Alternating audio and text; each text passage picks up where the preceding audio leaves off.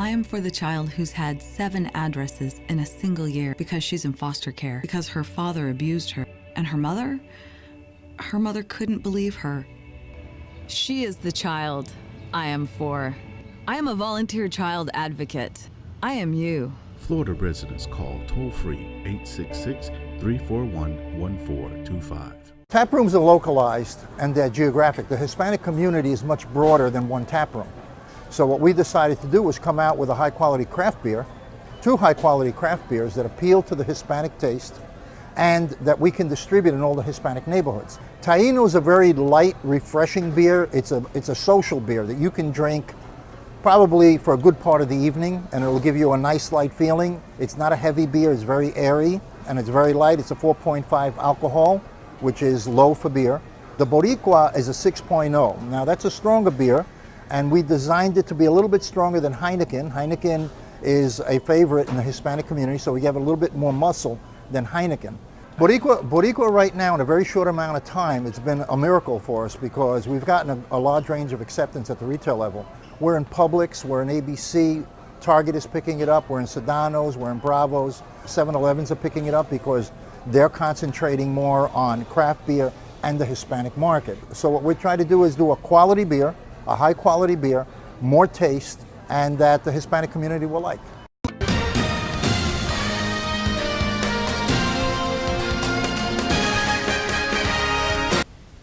Hi, I'm Danny Ramos and welcome to this week's edition of Speak Out TV, brought to you on Spectrum. We are now statewide as a broadcaster. We've been on the air for 15 years here in Central Florida, and now we recently expanded through Spectrum to be almost in every county in the state. We've been interviewing the mayoral candidates for Orange County, and we've already interviewed Pete Clark, and last week we had Bill Sublette, and now we have our candidate is Robert Melanson? Melanson. Sorry, Robert. No, you're fine. Okay. So you're a young guy compared to the other guys. Yeah. I mean, you know, they have some age on you. Right. What has prompted you to run for mayor of Orange County? Well, I had ran for District 3 prior to throwing in my hat for the mayoral run. I can, you know, I think I can make a big difference. I walked the entire District 3, so I've met a lot of people. I was in street level and was able to hear about a lot of things and learn about a lot of different things. And it just so happens that you know, we have a government here that hasn't been too systematic on the development side, and is causing problems because the way that they're operating is now reactionary. So I would have to step in for, you know, to make different changes. And like, I'll give you an example. The top 3 issues that is facing Orange County, initially I wanted to say jobs and public safety crime, but my priority is probably an unpopular.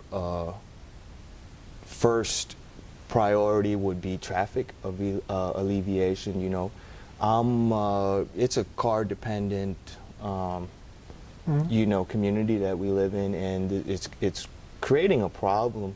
You know, I look at leapfrog developments like Lake Nona, which is really nice, where they skip the development and then it's kind of out there on its own.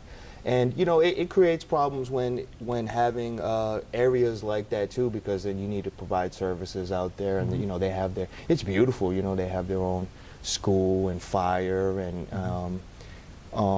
police and everything like that. And then you figure the roads going to these developments that are kind of out of the way, like west of the airport, they have, you know, nice 3-lane roads and there's nobody on it, and you know that they're ready, they're gearing up, and it's kind of like a gap in between, but you know, eventually it's going to get filled up because we're, you know, it's a mega region now. You know, we're not even a metropolitan statistical area. It's just huge. And then I think to myself, 20 years down the road, down the line, 3 lanes may not even be enough. They should have just right off the bat just put 4 and a wide shoulder, because sometimes they're doing construction where you're thinking, this goes back to the reactionary thing. It's like they're doing construction now just to widen it out and everything, and you're sitting there and it's like, hey, maybe this should have been done 10 years ago, because at the level that it's happening now, it's like crisis level, so, and you have things happening where the inverse is happening, where everybody wanted to be going out towards the suburbs and diffusing out of the major urban centers, and now just commuting in, and now what may potentially be happening is more people wanting to live downtown, and the higher income, it may be more convenient for them just to stay in downtown. So now you have the dream was to own a home, and and live in the suburbs, and now it's the people with the money. It's like they want to stay downtown, and we may have to put, depending upon what the zoning laws, like super mega skyscrapers, or whichever it entails. And these things, it's not just theoretical things that I'm putting out there that's like, oh well, how will these things be implemented? Some of the things that I'm proposing have been tested before, on different scales. So well, we at least know what not to do in certain circumstances. Like I said, there's unintended consequences to things that have been tried. Like you look at the 3 strikes, you're out. It's supposed to deter the criminals. Right. And so it's like 2 times felonies, a slap on the wrist. And they're doing some really, unpleasant unsavory things, and then the 3rd time, it devolves into a shootout over a slice of pizza, because they know that that's the end of the, 25 years. And so on a law enforcement side, you have a situation where the community outreach, which was what Demings was talking about, a situation where it's a professional model, where rapid response time and everything else, and what happens is people get put on probations, and it's inconsistent because they let things slide, and then the penalty is very harsh when they do repeat, offend again. And what should be done is just immediate, short-term, less severe, but immediate, repercussions for minor things, that eventually turn, and it's drugs and a lot of other situations that we have going on. But yeah. What do you think about education? What do you think that we're going to be doing out there? On a budgetary standpoint, education is the most expensive and the biggest thing, and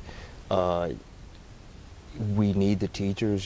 So the teachers need to get offered better benefits and things to offset the salaries that they get paid, so we can retain really good teachers. But at the same time, some people are opting to go to, for their children to go to private school, so they should be allowed vouchers and things, because they're paying for their children to go to school. And then there's some elderly or people that have already put their children through school and maybe through college, and they should be have some sort of a rebate or of some tax. Something, some sort of tax incentive, so that they, because they're paying into the most expensive part of the bureaucracy, which is education. So you're saying that seniors who don't have children should get a rebate Exactly. on the educational tax? Exactly. Yeah. That's an interesting idea because because it's taxation without representation. Exactly. They've already put their children through school. And like I said, some people are paying for private schools. Charter schools is the theme if they That's choose, interesting. and and it does have to do about we do have older population, and so That would be for seniors, primarily for seniors? it would be for seniors and people that don't have children. Okay. Yeah. So you're And- saying, why are they paying the same tax bill for schools when they don't have kids? Right. Or the kids have already left the home in the school system? Yeah, because it is the most expensive part of. So that perpetuates expenditure. But the school population is growing, so they want other people to subsidize it. Yeah, that's it too. But it's not fair for them. It's not right. And it comes down to, it's unconstitutional to say that all schools will receive the same level of funding. So then, that's a question of the congressional districts and the precincts and things like that. I mean, obviously, I want the best top of the line schools, and you hear about Sublet, for example. His platform is very limited in scope, saying that he wants to bury the power lines, and okay, so where is that going to happen? In Winter Park? Of course, everybody wants their children to go to school in Winter Park. But then you look at it, thousands of dollars for the individual taxpayer living there, stretched out over the course of 10 years, and they're going to bury their power lines. And then you have to think that the characterization that he had was, okay, why didn't you enter the race earlier? And what he had said was, I'm in no rush. Okay, so I'm looking at that suspiciously, from a character standpoint. And then to have the amount of donations and backing, and have your platform be that you want to bury the power lines. This is suspect for me. So Why is it suspect?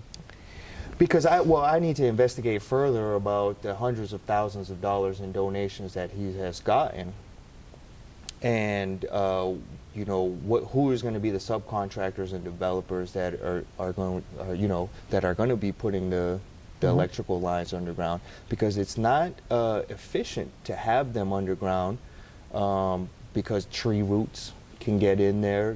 They're flooding water.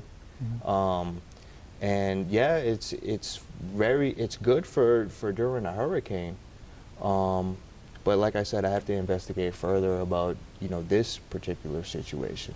I agree more with things that Pete Clark is saying, but then again, I'm biased because he's a District 3 guy, but also there isn't that vigor there.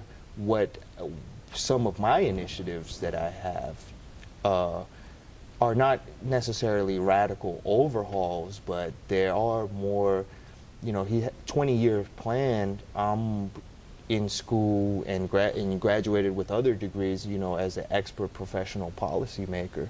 We're talking about ramifications 50, 100 years from now, not 20 years from now. And this is the difference. I go into the government as somewhat of an unpopular person, because of it's not short-term decision-making going on. There's no instant gratification. Exactly. That's what it is, yeah. Because in politics, everybody looks for the short term, for instant gratification. To get the votes, to get the money, They'll to get say the what- votes. yeah. Exactly. A lot of politicians that run say what they got to say in order to satisfy the immediate situation. Right. And then they don't deliver afterwards. Exactly. And I can't promise something that I can't deliver on, because I'm funding my own campaign with, with my own money and everything. So you know, an individual district, a commission district, is more manageable because you can get the signatures. But there's 800,000 registered voters in Orange County alone, so the mayoral race is at large. Right. You know, so yeah. Right.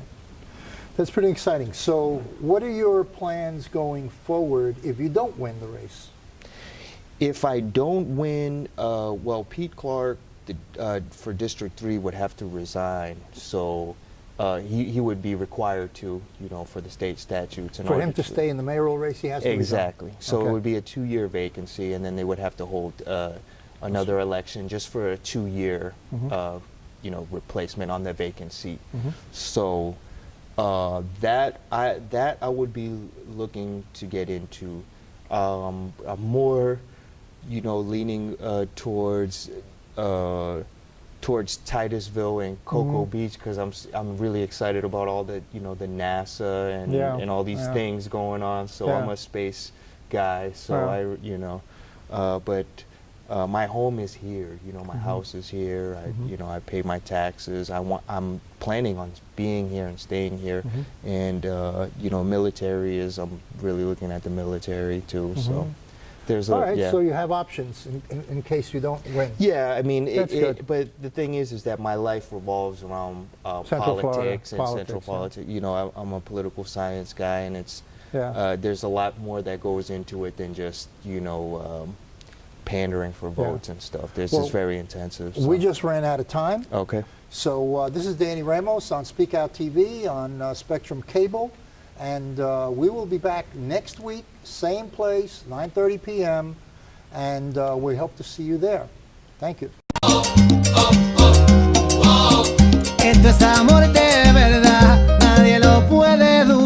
Step up to craft beer. Taino Light Lager has a crisp, refreshing Caribbean-style flavor. Boricua Craft Ale, full-bodied flavor for the true beer drinker. Stop drinking beer water. Taino Craft Light Lager and Boricua Strong Craft Ale. Feel the rhythm and come up to craft beer. Hi, I'm Danny Ramos and welcome to this week's edition of Hispanic Speak Out. It's going to be a rather unusual production, a 30-minute video of how the United States could possibly be attacked and be possibly destroyed. This is a scenario only, but it has a lot of fact and a lot of truth to it. You be the judge.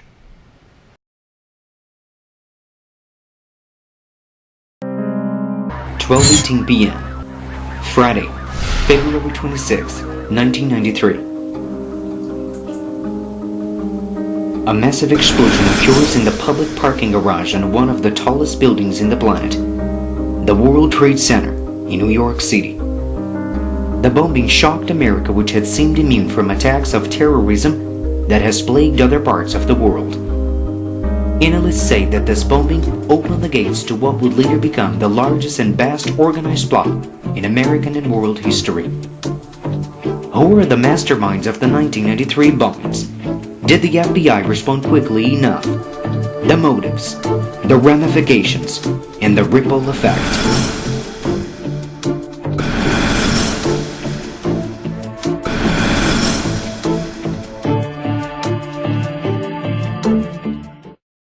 16 years ago, at about 17 minutes past noon, a thunderous explosion rocked lower Manhattan. The epicenter was the parking garage beneath the World Trade Center, where a massive eruption carved out a nearly 100-foot crater, several stories deep and several more high. 6 people were killed almost instantly. Smoke and flames began filling the wound and streaming upward into the building. Those who were entrapped were soon pouring out of the building. Many were panic-stricken and covered.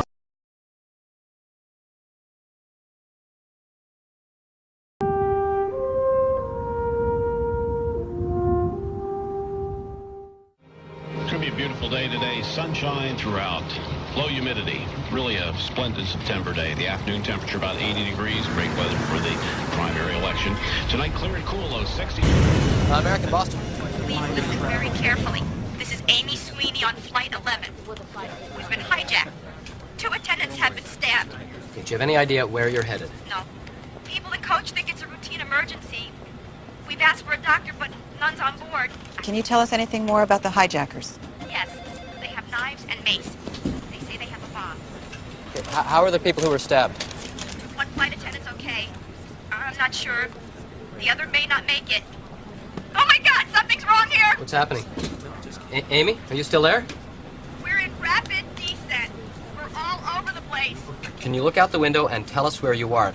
I see water, buildings. We're flying low. We're flying very, very low. We are flying way too low. Oh my God, we're...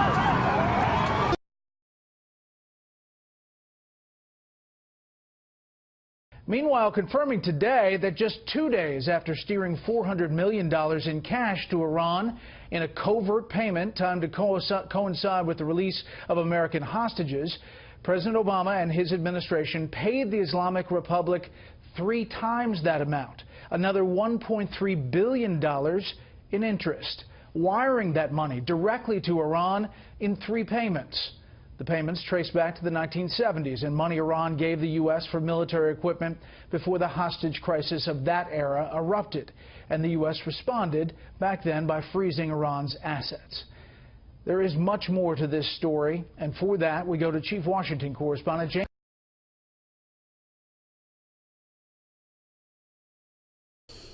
Iran plans to buy more than 100 aircraft from the French aircraft maker Airbus, and it has gained momentum as Iran's president is set to visit Paris.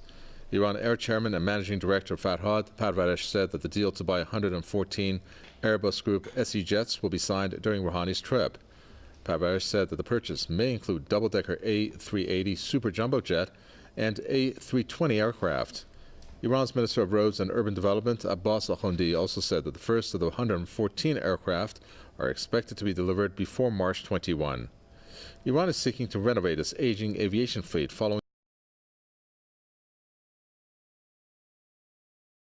announced a blockbuster deal to sell 80 commercial airplanes to Iran for nearly $17 billion. It's being touted as the biggest deal with Iran since the revolution there in 1979, only made possible by the Iran nuclear deal signed by President Obama last year. Well, the president-elect has denounced the Iran nuclear plan in the past and has yet to comment on this new Boeing deal, instead taking a second swipe at Boeing's contract for Air Force One on Fox News Sunday. More on the Boeing deal with Iran. Let's go to NBC's Ali Arouzi in Tehran. Ali, what are you hearing as it relates to this deal and this president-elect in some of his language? Well, Tamron, the deal is very significant. It's a massive deal, as you mentioned. 80 planes to be sold to Iran over the next 10 years for almost $17 billion. And it marks the biggest commercial deal between the United States and Iran since the 1979 revolution and the storming of the U.S. Embassy. Now, until recently, the government in Iran had been complaining that they hadn't seen any tangible results from the nuclear deal. Well, it's that nuclear deal that's enabled them to buy all of these planes from Boeing, which they really needed.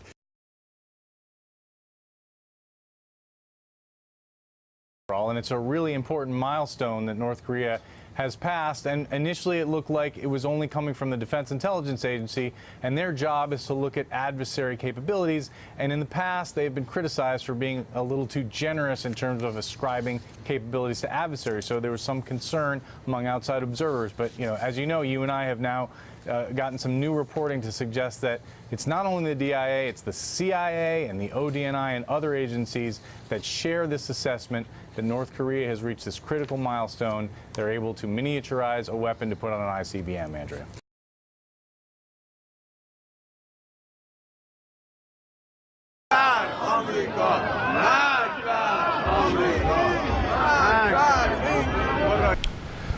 We're about to show you a map a map that shows passenger planes flying into secondary western cities. And then those same passenger planes will go into primary U.S. cities. Those passenger planes potentially could be carrying miniaturized nukes that were purchased or gotten from North Korea and then flown into the United States all on one day, hitting 10 major cities with miniature nuclear bombs.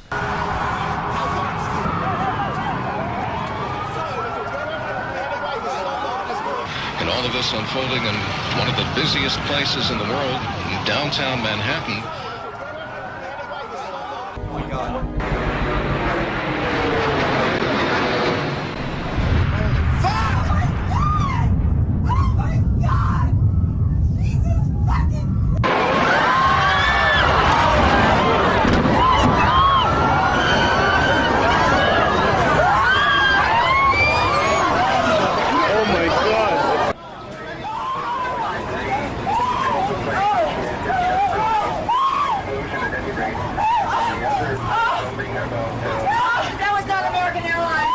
This is a potential scenario. They have used passenger planes in the past to attack the United States. This scenario is a follow-up scenario, just like the follow-up scenario on the World Trade Center from 1993 that landed up in 2011, a second attack. The scenario is the same. It's just using the same devices, but more of them. Make no mistake, this is a real possibility.